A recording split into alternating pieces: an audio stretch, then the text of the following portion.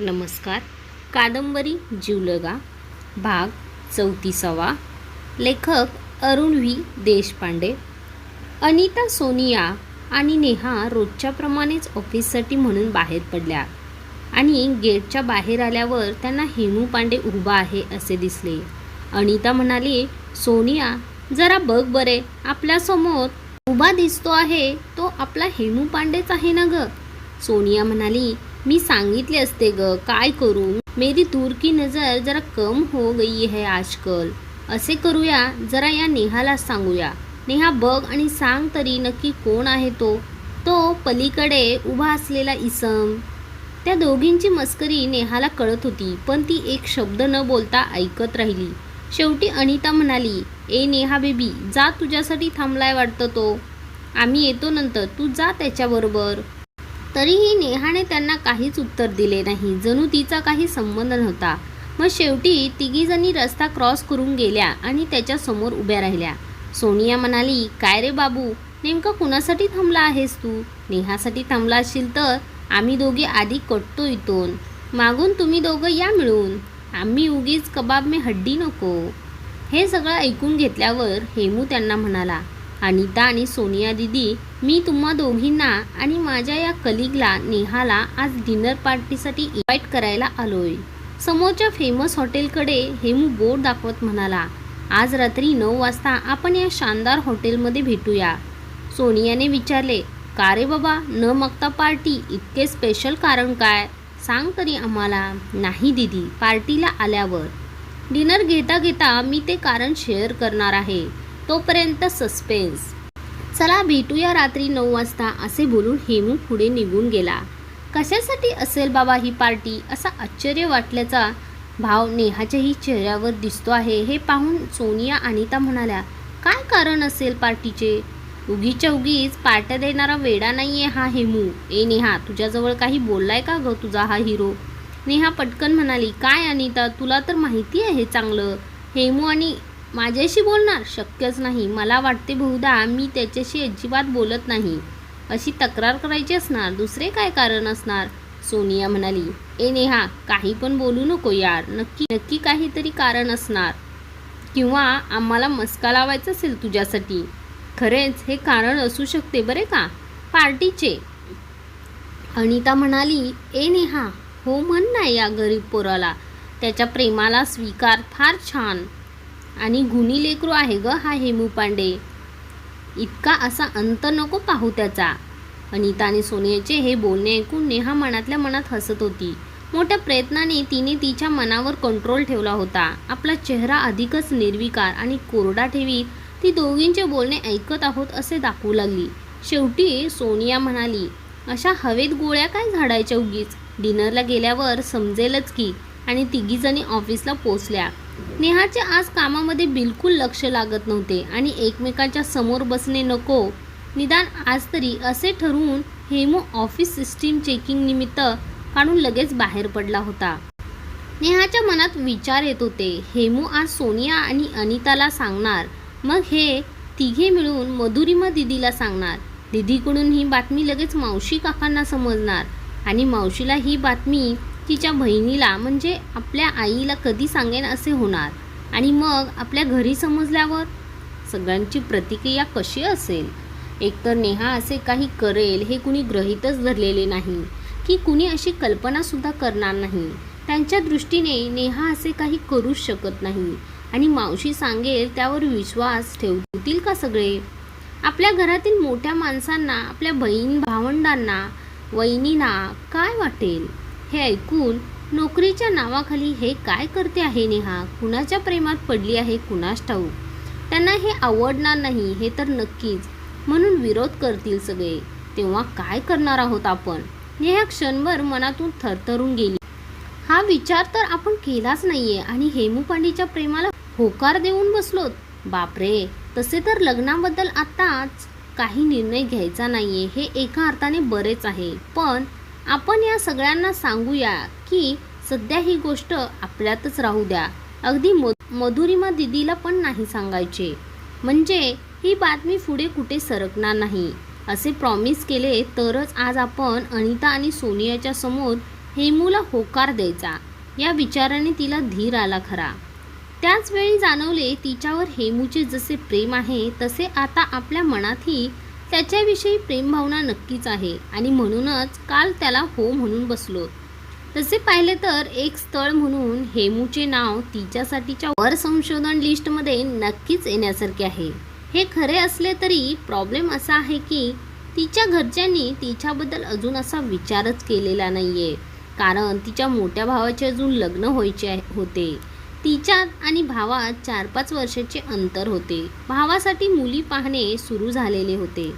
मोठा भाऊ तिच्या वडिलांप्रमाणे वकील झाला होता आणि वडिलांचे ऑफिस यापुढे त्याच्याकडे देणार होते आणि वकिली प्रोफेशन असलेला मुलगा मुलींना सहजासहजी पसंत पडणे सोपे नव्हते.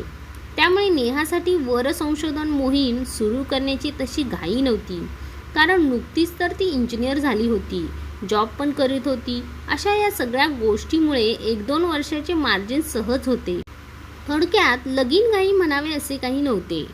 आणि असे असताना आज आपल्या आणि हेमूबद्दलची बातमी वाया मधुरिमा वाया मावशी आपल्या घरापर्यंत जाऊ न देणे हाच उपाय करणे हिताचे आहे.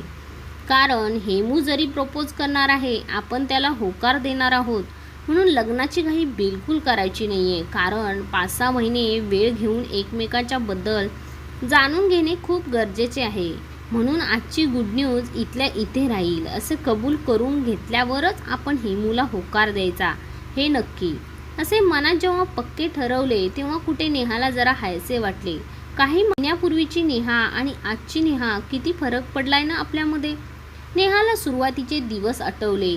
मधुरिमा दीदी सतत सूचना करायची. आपल्यातला काकूबाईपणा, मनातला कमीपणाचा न्यूनगंड, स्वभावातला बुजरेपणा, लोकांच्या समोर वावरताना आवश्यक असणारा एक आत्मविश्वास, या सगळ्या गोष्टी शिकवण्याची तिची धडपड आणि मनात असलेली आपलेपणाची भावना किती मनापासून केला या मधुरिमा दीदीने आपल्यासाठी.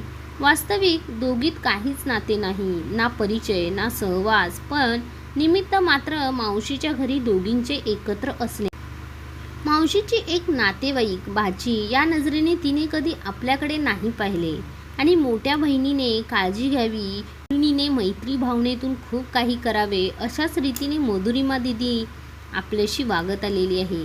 ही नोकरी याच ऑफिसमधला हेमू पांडे, सोनिया, अनिता, आपली कंपनी आणि आपले बिग बॉस हे सगळे तिच्या परिवारातील आहेत. म्हणून तर तिची धडपड आहे की हेमू पांडे बरोबरच आपले लग्न व्हावे. बापरे, आजकालच्या बिगडी दुनियेत मधुरिमा दीदीसारखी माणसे अजूनही आहेत. आपण हेमू पांडेला होकार दिलाय हे समजल्यावर दीदीला खूप आनंद होईल हे खरेच आहे. पण सध्या तिला हे सांगायचे नाही हे पक्के.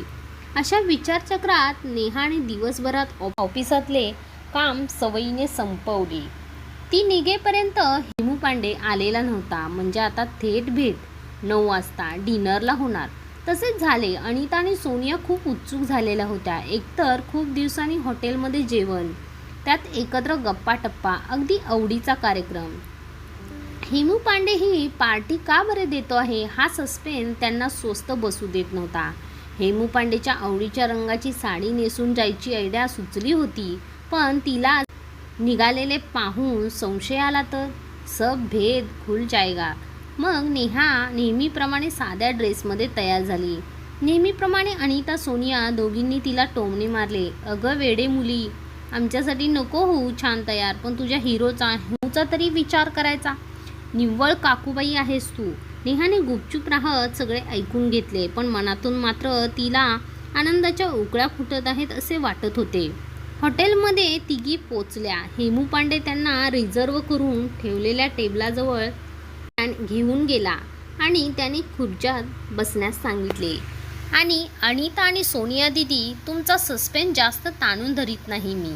तुमच्यासमोर तुमच्या साक्षीने मी आज आत्ता यावेळी या नेहाला प्रपोज करतो आहे की नेहा आय लव्ह यू. तू माझ्याशी लग्न करावेस अशी विनंती करतो आहे. Will you marry me.